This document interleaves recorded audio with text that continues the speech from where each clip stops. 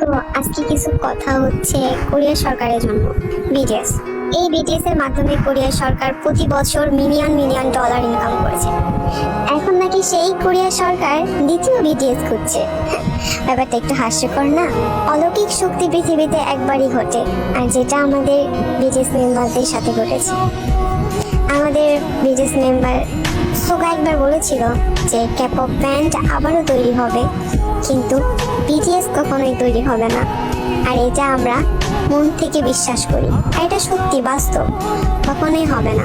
ক্যাপপ group তো অনেকগুলোই আছে, কিন্তু বিটিএস গ্রুপের মতো কয়টা আছে? না কখনো ছিল আর না কখনো হবে, কারণ পৃথিবীতে অলৌকিক শক্তি একবারই ঘটে। বিটিএস কোনো ক্যাপপ ব্যান্ড না, এটা একটা ফ্যামিলি যা কোটি কোটি আর্মি নিয়ে গঠিত। বিটিএস আর আর্মিদের মধ্যে যে সম্পর্কটা আছে সেটা কখনোই তৈরি হবে না। হাজার চেষ্টা করলেও তৃতীয় বিটিএস আর কখনোই তৈরি হবে না।